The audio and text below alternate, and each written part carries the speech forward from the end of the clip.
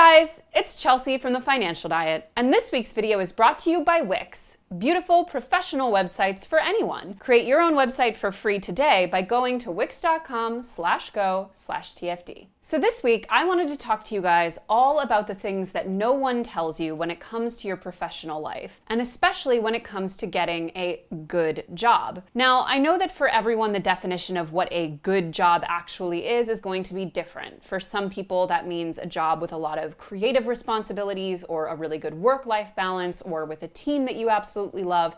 But however you define it, finding a job in a career field that you really care about is going to be much harder than just landing any old job off the street. And for many industries, especially professional/white collar industries, there are going to be a lot of office dynamics that go into landing and keeping that job that go well beyond the informational packet you're likely to pick up at some kind of college job fair. Basically, when it comes to becoming a part of the professional world, a lot of what is going to be expected of you are things you're never going to be taught, especially not in any formal class. And it can often feel most intimidating when you feel like there's a secret code that everyone around you is using, whether during the interview process or on the job itself. In fact, I would argue that this is why so many of us feel a sense of imposter syndrome when we start our jobs. It's largely because you have to learn on the job how the professional world works. So it's totally understandable that you feel really unprepared. But you're in luck,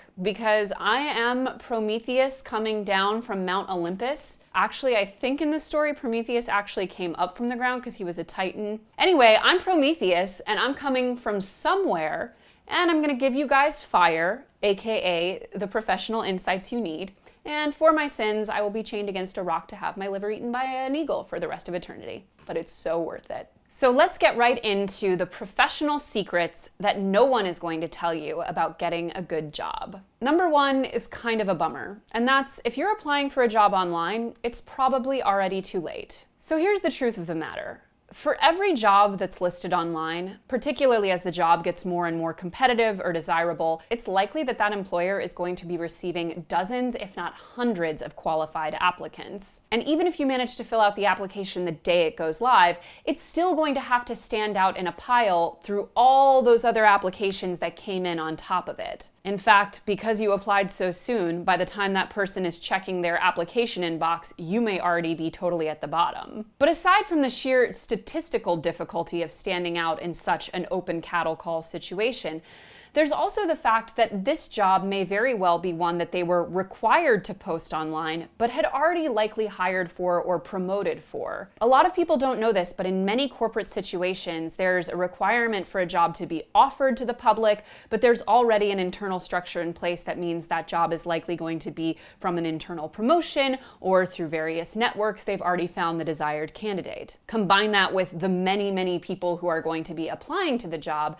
and you find yourself in a situation where even if you are incredibly qualified, you are fighting an insanely uphill battle just to even be noticed. And you may be applying for a post that's either already taken or already promised. This isn't to say that you should never apply to jobs online. If you see a job that seems like a great fit, go ahead and apply. You never know, they might keep your resume and use it down the road. But it should never be looked at as your primary means of landing a job. It is very likely that the jobs you're going to land, particularly the ones that are most valuable to you, are going to be through a little bit of creativity and networking. In fact, you may end up finding a job that hasn't even been listed yet because they're just in the early stages of defining it. And if you want to ensure that you are at least going to be able to get to the in-person part of the interview, one of the worst ways to do that will be submitting your name along with thousands, possibly, of other applicants. Making sure that other, more creative and personal means of finding a job is the majority of your search, not just responding to open calls,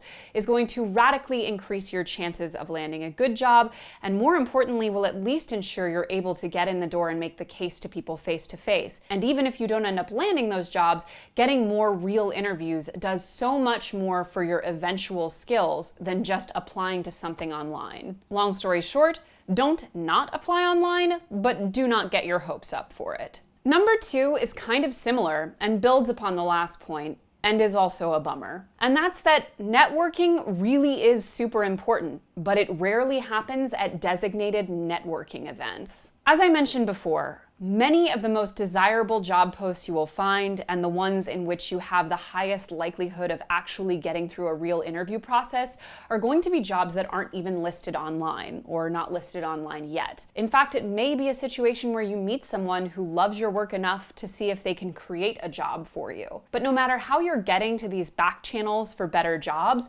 it's almost always going to be through networking. And yes, that word gets a terrible rap, but mostly because when people think about networking, they think about that extremely superficial, like, let me hand you my business card, add you to the list of people I claim to know, and not really know anything about you. And that kind of networking is terrible. And that kind of networking most often happens at those big networking events, mixers, conferences, etc. I have been to so many of those, and let me tell you that the amount of times I have come away with what is a really valuable, meaningful connection is negligible. Most of my real networking happens through more organic means. For example, looking at people you already know who may have a lot of overlap with what you're doing, getting a genuine coffee or lunch and seeing how you can possibly work together, talk about what you're working on, talk about where your needs are, perhaps even form mastermind groups with one another. Even joining meetup groups that are based on common interests in which there may be a lot of professional overlap is likely to be a better situation than just going to some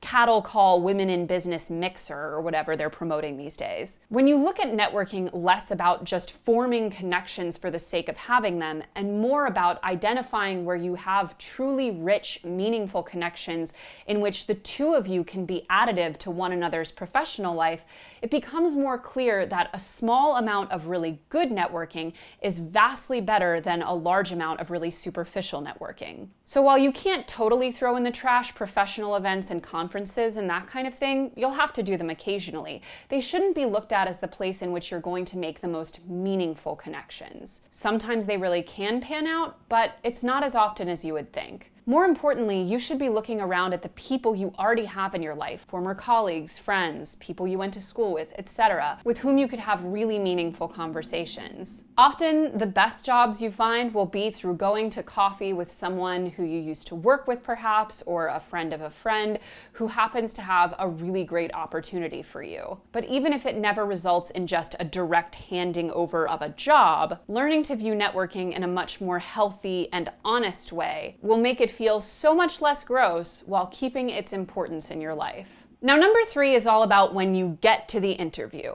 And here's the truth. The interview process is often more intimidating than the actual workplace itself. And sometimes that's by design, because people really want to suss out who is strong and responsive and handles pressure well.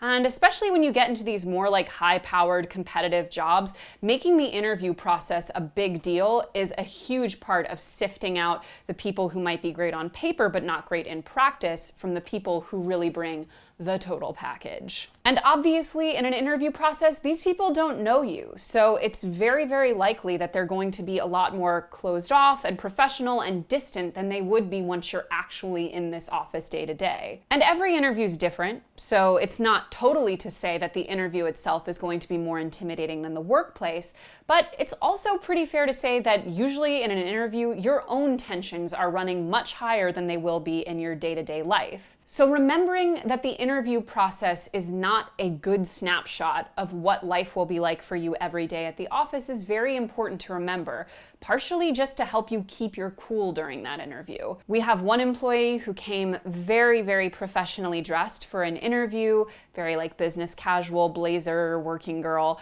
And then now that she's in the office every day, she's totally herself, and she likes to wear like a lot of concert t-shirts, and she has piercings, and she's able to just be totally at ease. And that's the way we want it. And for the record, no one told her to dress super professionally to an interview, but that's really common. People are often going to go well above and beyond in the interview process, which often heightens the inherent tension. And then as soon as you get even a minimal level of comfort with the people you're working with, you can feel free to try out what feels more natural and be a little bit more convivial with the people around you and not feel so high-stressed and distant. It sucks that for most of us, our entree into the professional world is going through a lot of interviews because it gives us an impression of the work environment that may be totally inaccurate to what our day-to-day life is. And yes, granted at TFD, we might have a more open and relaxed work environment than others might, but generally speaking, the experience you have at the interview is going to be a lot higher higher stakes and therefore a lot more stressful than your day-to-day work. Number 4 is that you always have to be looking. Now, listen, you don't have to always be on the active job search 24/7, 365. That would be terrible. And also, if your employer were to get word of that, not a good look. But you should always have your ear to the ground, have semi-regular check-ins with people who are very relevant in your network, keep things like your online profiles updated and relevant, and making sure that you're always kind of putting the best foot forward, and maybe keeping even an eye on the overall employment trends in your industry. For example, if there is a competitive company that you really admire that's maybe going on a bit of a hiring spree, that's something that's maybe good to know. And I say this because often when we get a job that we care about, it can feel like, well, that's it, I have job, and you don't ever really have to be part of the searching for work crowd ever again. But there's a couple things to keep in mind. First of all, your employer's not your friend. If they ever needed to lay you off for cost purposes, trust me that your ass would be on the street. Number 2, most people are going to get their most substantial pay increases by going outside of their company because they're not held to that starting salary that they had when they first entered the company, on which they get incremental raises. When you switch companies, that's when you can start making those huge 10, 20, 30% and beyond pay increases. It's also good generally not to be complacent in terms of how you are positioned within the industry, because if anything ever were to happen to your job outside of your control, you want to make sure that your ducks are in a row professionally and that you can put your best foot forward. But lastly, like in a relationship, overfamiliarity can be destructive to all parties. It's very easy to get complacent in a job and feel like, well, this is the best there is out there, or it's familiar to me, so why rock the boat? And that can not only keep you in toxic situations, it can also be a good way for you to sell yourself short. I know several people in my life who have been at the same company for years and years and years, who have hated their job there, or at least not been super fulfilled by it, who haven't been satisfied with some management stuff or their role or the pay or what have you. But year after year, they kick the can of changing jobs down the road because it's easy to default to what is familiar and what is known. So if you are having an amazing time at your job, it's good to just stay current because you never know what could happen. But especially if your job is becoming perhaps a little too familiar, not challenging enough, not necessarily treating you with the level of respect that you expect, that's a time to really consider keeping your options more actively open. But long story short, it's never a situation of you look for job, you acquire job, you lose job, you look for job. It should always be kind of a passive, ambient, I'm aware of what's going on job-wise around me, so that you can make sure to put yourself first. And now, once you've already landed it, what is there to know about the great job on the day-to-day? Well, number 5, I think, is one of the most important things, and that's being communicative/good at admin is going to make you stand out more than almost anything else. Now listen, I am sure you are very talented. You're watching TFD, which means that you're clearly very smart and have impeccable taste. But just because you are talented does not mean you are good to work with. Anyone who has hired or run a team or managed a department will tell you over and over that for every 10 people who are very skilled at a particular task, there are only like 3 of those 10 who are also very good at just working with other people. What do you mean by communication and admin, Chelsea? Well, I mean a few very basic things that sound like they should be obvious but are very much not.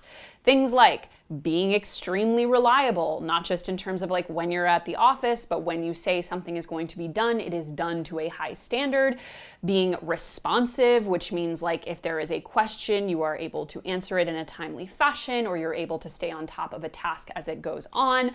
Number 3, basic project management skills, like can you create a doc that really leads like the ongoing odds and ends of the project? Are you able to keep up with it? Can you hold regular meetings to make sure everyone's on time? There are so many basic elements of just like being a professional that a lot of people don't seem to master. They don't understand that often just being a coherent and reliable person to work with or to work for is just as important as being good at the skill itself. And yet yes, there are certain jobs where it's just the skill and everything else is kind of secondary, like if you are a hired contractor to do a very specific job. But if you are an ongoing part of a team, being a reliable and interact withable team member is going to be of the utmost importance. And I have seen all around me people who are otherwise very qualified either not get or not be able to hold a very good job because all of those administrative and communicative and basic kind of management skills were not there. And even if you are not managing other people, you are managing yourself and your own time. And doing things as basic as having a really good working knowledge of spreadsheets and your own calendar and project management documents is going to make a world of difference. You may have gone to college to learn your specific skill, but it's very unlikely that you took a class on not being the asshole in the email thread who replies all to the entire group with a question that has already been answered several emails up. Per my previous email is work for fuck you, please read. Lastly, number 6. You're in this job, things are kicking, you're loving it, feels like a dream. You've managed to get way farther in it than you thought you would. You're loving it. Unfortunately, number 6 is the more you love a job, the more careful you have to be about keeping boundaries. And this applies from the interview process all the way until your retirement and/or premature death at your desk. First of all, be very careful about even using words like love to describe a relationship with your job. Of course, there can be elements of your work that you feel a great passion for. You can have a really high level of care about the work you're doing, but especially when it comes to relating to an employer, saying that you love a job is not super healthy because love is usually reserved for a human emotion between two consenting people, not between you and a corporation who, let's reiterate, would totally fire you in a heartbeat if they had to cut costs. But also it is very easy for a job that we love or at the very least really don't want to lose to bleed into the rest of our lives to an unhealthy degree. It's easy to start answering emails in the evening or on weekends or going way above and beyond on a project past what you're being paid for or even supposed to do. It's easy to start covering for other people or taking up more slack even though you're not being given overtime. It's so easy to get sucked into an unhealthy relationship with an employer or with a job once you have decided that it is your passion. It's good to care about work, but it's not good to care to the point that it becomes inappropriately present in your life. And the bigger issue is that once you start to let those lines blur a little bit, it becomes nearly impossible to reclaim that territory. If you've started being the person who answers emails at 11 p.m. on a Sunday, someone's eventually going to send you an email at 10:35 on a Sunday and be like, why aren't you answering this? You're always available. Also, fun fact, you can schedule emails to go out in the morning, which one time when I was in a bit of a personal spiral and typed up like 110 emails to send and it was like 2:30 in the morning on a Monday night, I was like, this looks psychotic. Let's schedule these all to go out between the hours of 8 and 11 a.m. And they did. And I looked really efficient rather than like I was unraveling. The point is, when we think about these good jobs that we're so excited to have, it's easy to feel a sense of like extreme gratitude for the job. But if you're putting in amazing work and doing what is required of you and beyond, they should feel grateful to you. But at the very least, you shouldn't start treating it like a relationship that can stake a claim over the rest of your life. You keep the boundaries, or the boundaries will keep you. That doesn't really make sense, but you get what I'm saying. And if you have been looking to spruce up your online profile in search of perhaps a better job, you should check out Wix. Wix is a free platform you can use to build a beautiful professional website. Here, you can see a website that my business partner Annie created for herself using Wix. She has no coding experience, but used one of their templates to create a sleek, personalized resume site. Many people think of having a portfolio site as only necessary if you're a full-time freelancer, like a designer or a videographer, or if you're actively looking for work. And indeed, it's definitely good to have one if you do those things.